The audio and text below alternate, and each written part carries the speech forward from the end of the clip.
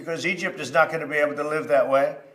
And they'll end up blowing up the dam. And I said it, and I say it loud and clear. They'll blow up that dam, and they have to do something. Hello fam, welcome to the African Diaspora News channel. I am Wongel Zelalem bringing you this report. Today's report is about your president, President Trump. I really honestly don't know what's up with this guy. He was on a call with the Sudan leader, and he literally just said something that goes against the international law. He said Egypt can blow up Ethiopia's dam, and he said it twice. It was not a mistake. He repeated, and he also said, he added that he's been saying this for a while, like it's nothing, like this is a leader of United States of America, one of the powerful nations in the world that pride themselves for being diplomatic and democratic. Watch his video and we'll come back. We are going to be signing numerous countries in the not too distant future, so that'll be great. While you are on the phone, could I ask you, how is the dam doing in Ethiopia? The largest dam in many, many years being built. Unfortunately, it stops water from flowing into the Nile, which causes Egypt a little bit of a problem, right, as it should. But Ethiopia built a dam. You know all about it probably, Bibi, but I've been dealing with Sudan on that. And I'm just curious, how is that going? Because you're really the third party involved with Ethiopia and Egypt and the dam. Are they working out their deal? Because I had a deal done for them, and then unfortunately Ethiopia broke the deal, which they should not have done. That was a big mistake. And we've stopped payment to them of a lot of aid because they did it. And they will never see that money unless they adhere to the agreement. But they built a dam which stops water from flowing into the Nile, and you can't blame Egypt for being a little bit upset, right? How are they doing with that, do you know? Well, I think they need a lot of help to resolve it. Yeah, I was actually talking to Sudan, baby, talking to the chairman, talking to the prime minister.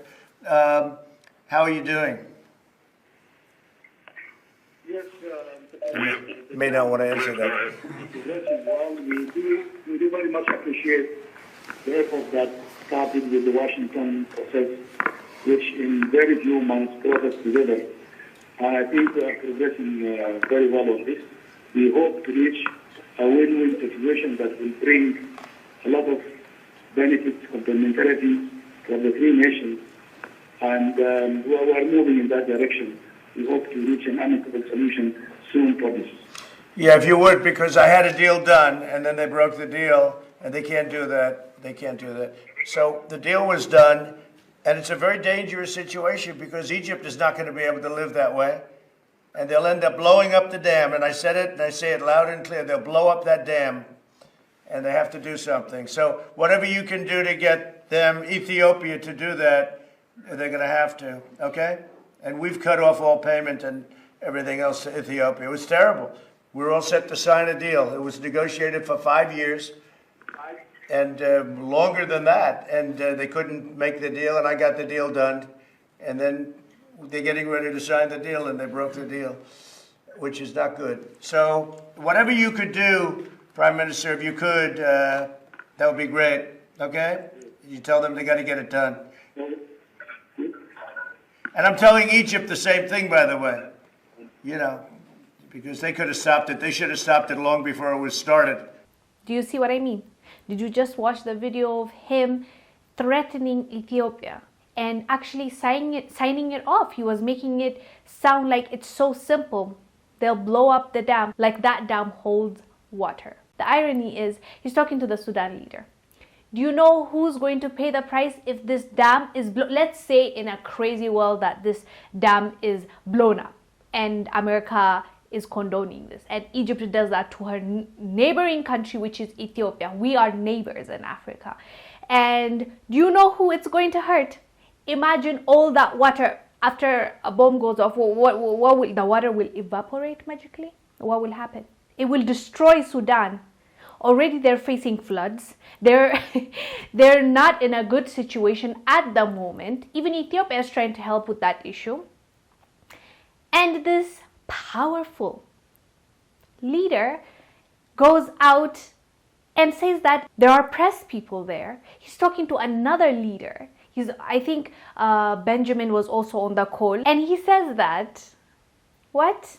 Are we in the like upside world from Stranger Things? Is this normal? Is this okay? This sounds so insane to me.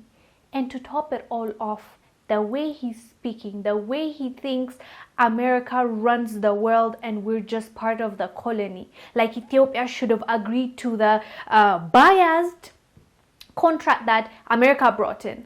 We have no right to decline if we think that is not okay.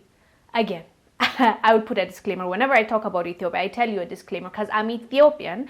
I might be a little biased, but I'll tell you the report. You make up your mind. You do your research. You saw the video. Tell me if this is right. It's really frustrating to me right now talking about this because I can't fathom the fact that a leader in that position can say that, can talk to other countries the way he's talking. You know, if you've noticed, he said Ethiopia declined and that was a wrong move, or did he say that was a bad idea? Something like that, along those lines. He has the audacity to say that America was called in by Egypt, I must add, which is, I still believe, a weird move. Why not discuss it with your own neighboring country? Okay, to be fair, we were not coming into an agreement, and so okay, they went regardless. Egypt went to America and asked for help.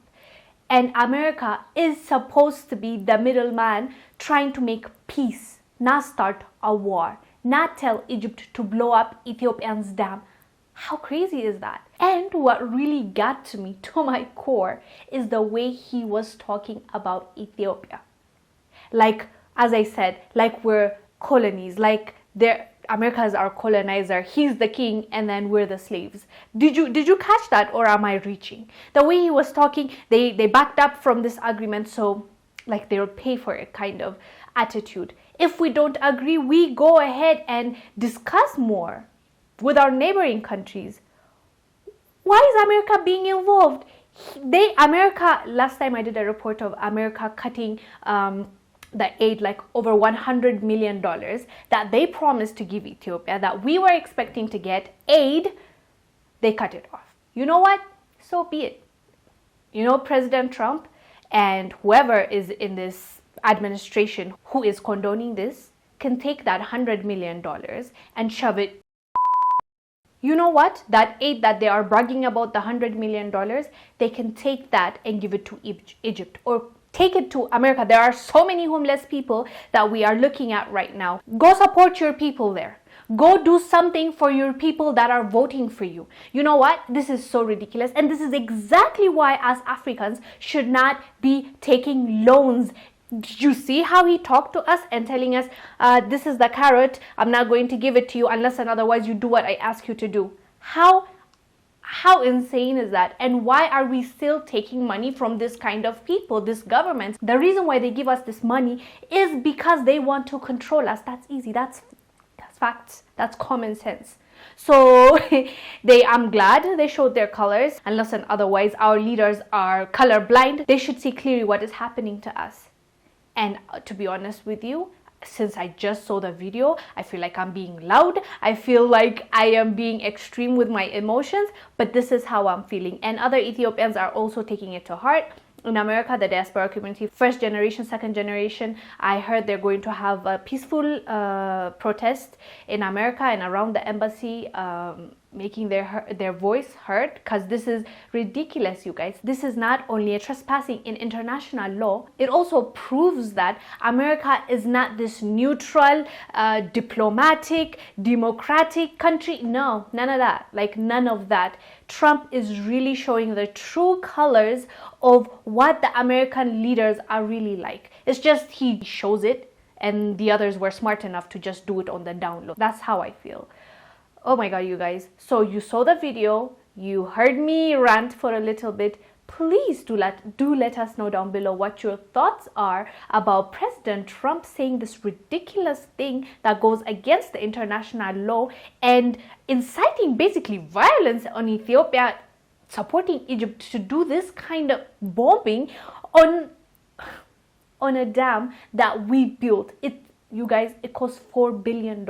We are not the richest country in the world. We're actually slowly rising up from the poorest, okay? Yes, granted, our GDP is growing more than 8% every year consistently. We're going up the ladder and we're getting better. And that is exactly why our growth and our future depends on the building of this dam. I'm sure you already know by now, Egypt is trying to do the same thing, sell electricity and get money from that. And that is exactly why they don't want Ethiopia to build it, because Ethiopia will be cheaper, and that means the market will pick Ethiopia over Egypt, and that is a big no-no. And I understand that, by the way. I'm not being harsh on our brothers and sisters in Egypt. I get that. All of us, first your country comes first, and then we can talk about Pan-Africanism. I get that. Like, I get that they need to look out for themselves because their survival depends on the Nile River. And yes, we need to be able to come to an understanding of where Egypt is benefiting as well as Ethiopia. And I will never say that Nile